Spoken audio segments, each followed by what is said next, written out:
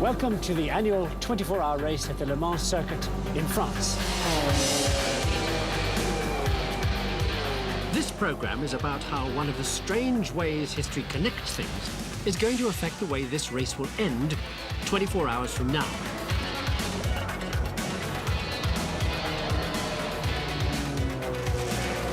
Because every year at Le Mans, the winner gets his picture taken as he crosses the line.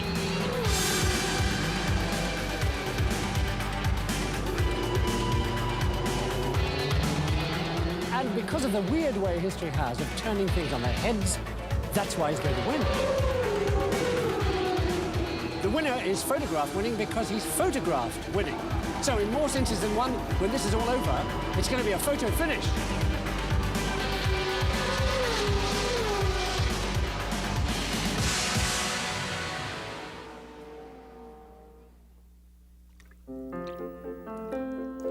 Years ago, the race to put photography into everybody's hands got off to a rough start. The buckets of chemicals you needed to develop your holiday snaps. That tore when you tried to get them off the developer. Then came a breakthrough. A guy called George Eastman put film emulsion on some flexible stuff that had just been invented in 1895.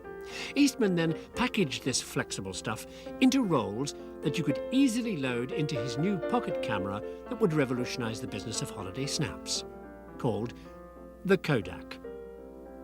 And by the strangest coincidence, the clue to where that new flexible stuff came from is in one of the first pictures shot with it, during a different kind of shoot. Now, all those Eastman photos of all those great white hunters up the jungle were only possible because of what the great white hunters were doing up the jungle, causing the great disappearing elephant scare of 1867. The reason? The market for ivory. It had tripled in the previous 30 years. England alone took £1 million of ivory a year. Work it out. 60 pounds a tusk, 2 tusks an animal, that's 8,333 and a bit dead elephants a year for England for fun. This kind of fun. Now, a good billiard ball was hard to find. You had to knock off quite a few elephants to get the right stuff, because a really good ball came from the centre line of a perfect elephant tusk.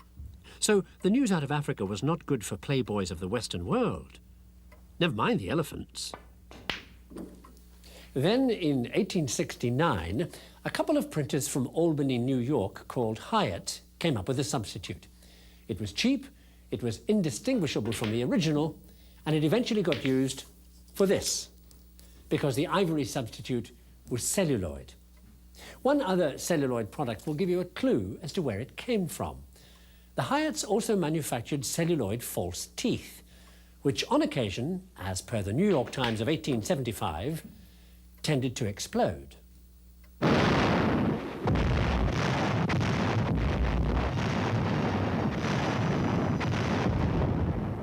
What was causing all the bangs, and which when heated, squeezed and mixed with camphor turned into celluloid, was gun cotton. Specially treated cotton that made really good explosions. In the late 19th century, the new way to get more bang for your buck. So from then on, a lot more shooting went on.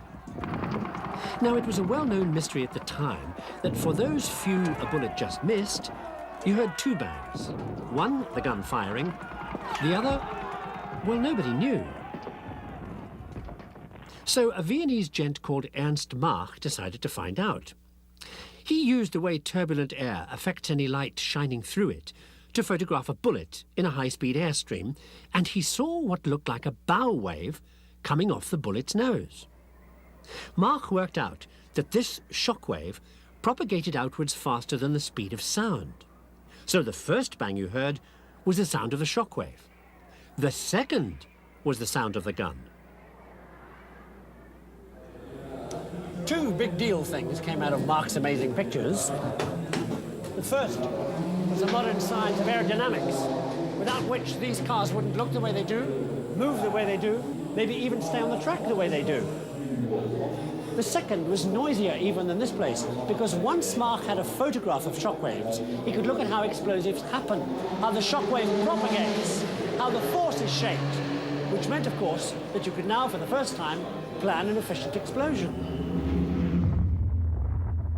Mach's shockwave mathematics helped make the atom bomb work.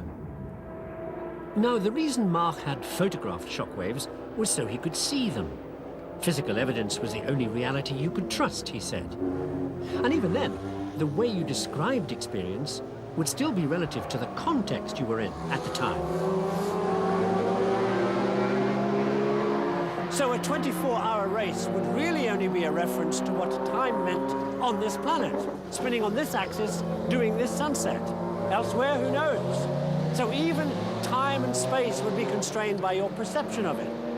You'll see what Mach was getting at if you take that kind of look at what's happening here. Oh, and I'm presuming you're not a racing driver.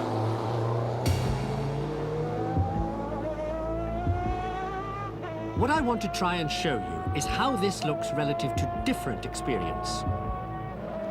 A pit stop and a wheel change is, for a professional driver, the slowest thing that happens at Le Mans. But if you were doing this, the whole thing would be just a blur of activity. It was for me, filming this in the pits for the first time. What seems to be happening is that you and I are processing the data coming in from this experience the only way we can, based on our normal modes of operation, which affect how we perceive the business of traveling on a racetrack at up to 150 miles an hour. We get overload. Everything's coming too fast at you to process. And on top of it all, you're doing it in the dark. So basically, you perceive everything happening faster than it really is. But for the professional racing driver, the effect is exactly the opposite.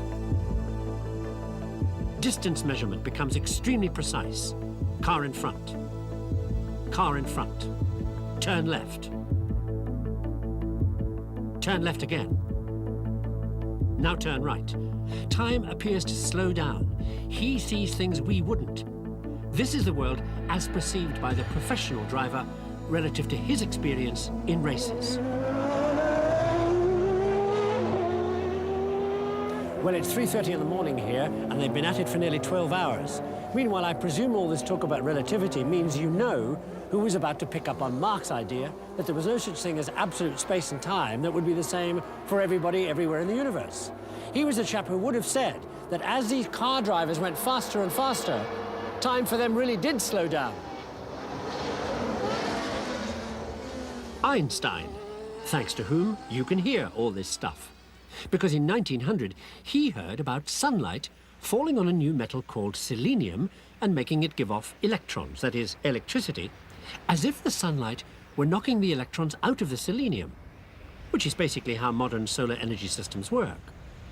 But back in 1900, light wasn't supposed to be able to do that, because light was a wave, everybody thought.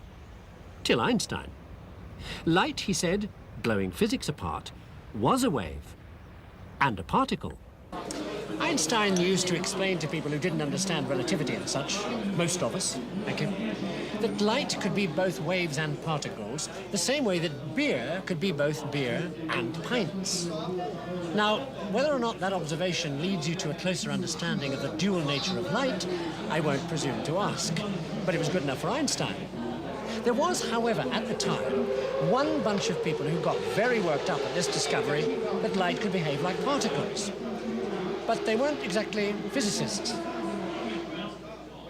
They were the kind of people who've been turning up to the party at Le Mans, or the PGA, or the Oscars, or whatever, since the 1920s. Celebrities. Hollywood people. But it wasn't the dual nature of light that turned them on, but because the way selenium made electricity from light meant only one thing. Well, what are we waiting for? Waiting for sound. Come along, Sound. We're waiting for you. Come on, sound. Yes, sound on film.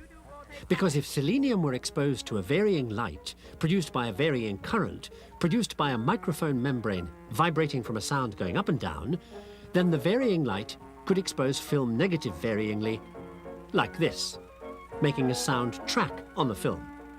When you projected the movie, light shining on the soundtrack, down the side, came through the pattern in varying amounts. That varying light hit more selenium that generated varying current that ended up vibrating the membrane on a loudspeaker to reproduce the original sound. Hooray for Hollywood? Wrong. Listen. there still wasn't enough sound for a cinema audience to hear. Until an accident happened that gave a chap called Lee de Forest an idea. Here's a vacuum tube with a filament down this end and a positive base plate at the other. Electricity will make the filament give off negative electrons that will be attracted to the positive base plate. OK? Now remember that weak signal too small to hear on the film? You want to boost it. So, you put a negatively charged grid in. This will repel the negative filament electrons. But through that top wire, a varyingly positive input coming onto the grid will make the grid varyingly positive, attracting the electrons from the filament in surges through to the base plate. Those surges are a boosted reproduction of your input signal.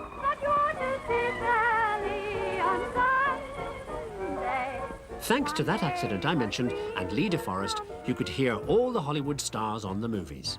Or your grandmother long distance, now phone signals could be amplified too. Or big band swing on the radio for the same reason, because radio signals got amplified too. Which was also the same reason you can hear what I'm saying now too, of course.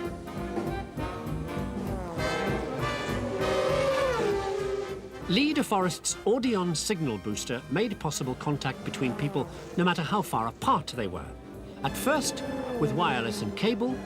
And then, finally, all this. The incredible shrinking world of TV and satellite communications. Instant Le Mans all over the planet. Thanks to Lee de Forest, it's a very talkative world. You remember I said that de Forest's invention happened because of an accident? The strange thing is, the accident didn't happen to de Forest. It had happened to Thomas Edison. Back in 1883, he was playing around with the invention he'd just come up with, his light bulb, when he saw smutty carbon deposits all round the bottom of the bulb, where he'd sealed it with a small metal base plate. With typical modesty, Edison called this strange phenomenon the Edison effect, and added it to his growing list of patents, and forgot it. By this time, of course, Edison was already world famous for all the inventions he'd thought up while he was working on the railroads.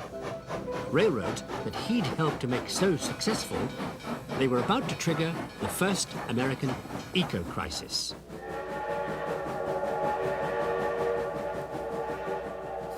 And you don't have to look very hard at this picture to see what kind of crisis I'm talking about.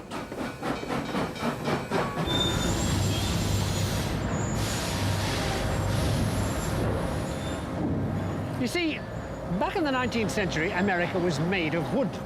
And with the whole of the country still to open up, it was a case of plenty more where that came from. But although it takes a good few years to grow a tree, it doesn't take very long to do this to it.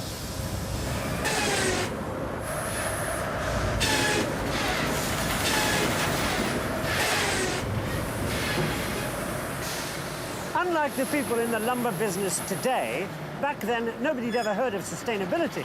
Why should they have? Well, thanks to the railroads, they were about to.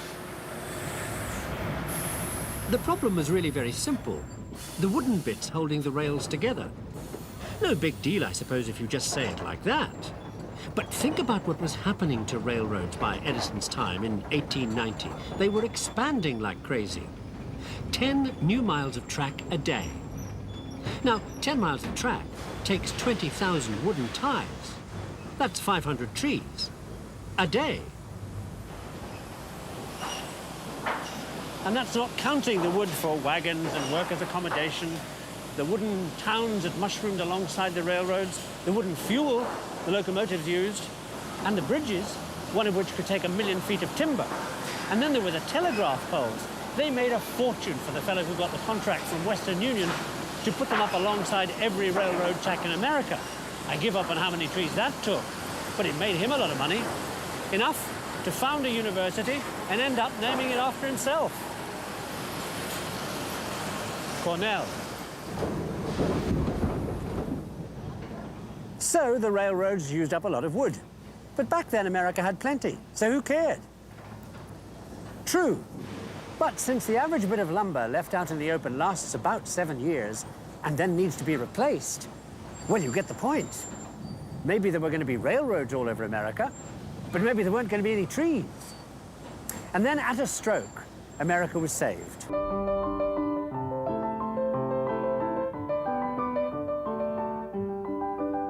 By gaslight, burning the gas you got by cooking coal. By the 1830s, gaslight was all the rage. Underneath the gaslight's glitter stands a little fragile girl, heedless of the night winds bitter as they round about her whirl. Gaslight changed everybody's life. People started going out in the evenings for the first time. To the new night shift work at the factories, evening classes, gentlemen's clubs. Above all, to the excitement and bright lights of the new rave music hall shows like this one. There are many sad and weary in this pleasant world of ours, crying every night so dreary, won't you buy my pretty flowers?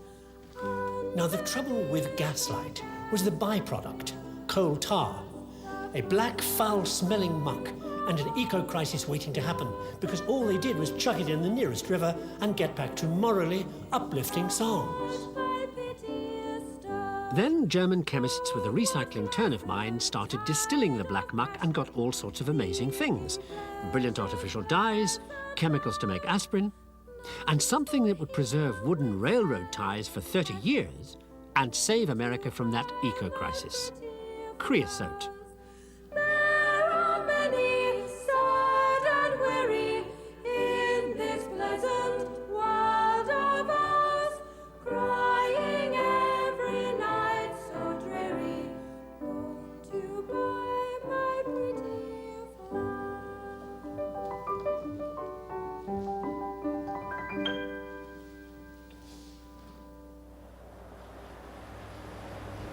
Meanwhile, you'll be riveted to know that the coal tar story continues. I'll just wait till I'm on the ground. It's an extraordinary turn of fate that even while German interest in coal tar was saving the railroads with creosote, that same interest would soon ruin the railroads, thanks to war and the weather. First, the weather. It rains a lot in Britain. So, in the early part of the 19th century, when a Scotsman called Mackintosh discovered that another byproduct of coal tar, called naphtha, would turn rubber into a solution, he knew he was going to be rich. Because when he spread the rubber between two sheets of cotton, he produced the waterproof raincoat we still call Mackintosh today. So in 1854, the Crimean War and all those wet troops made Mackintosh a million, in spite of the fact that in summer heat, his coats stank, and in winter ice, they cracked. And the reason for this Goodyear blimp is because that's who solved Mackintosh's problem. Because by that time, Charles Goodyear's amazing new vulcanized rubber was available, thanks to another accident Goodyear had when he dropped some rubber mixed with sulfur onto a hot stove, and out came a new rubber that was perfect for Mackintosh and for ground sheet for troops in the Civil War, which turned rubber manufacture into really big business. And speaking of civil wars, in 1863, a German military type was sent to America to observe the use of balloons by the Northern Army, and he got so excited he went home and invented the kind of balloon that would bring airborne warfare to civilian populations for the first time. He named the airship after himself, the Zeppelin. Its propellers driven by the new gasoline engines that would also fit into another invention that would one day eventually ruin the railroads and to make possible the 24-hour race at Le Mans. The automobile. One last twist. You remember coal tar? Well, one of its byproducts was a synthetic dye called aniline. Turned out if you added aniline to rubber, it speeded up the vulcanizing process for tires and made the tire immensely more hard-wearing.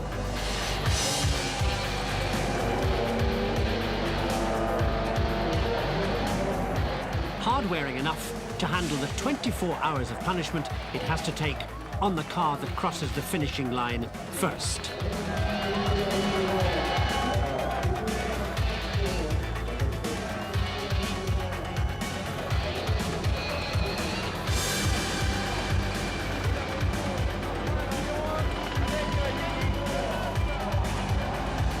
Well, there you have it, the end of another Le Mans and the end of another program. And as I promised, thanks to the strange historical pathway that linked tires back through gaslight, railroads, relativity and bullets to celluloid, here at Le Mans, where I took all these happy snaps, the winner is photographed winning because he's photographed winning. That's what I thought I said.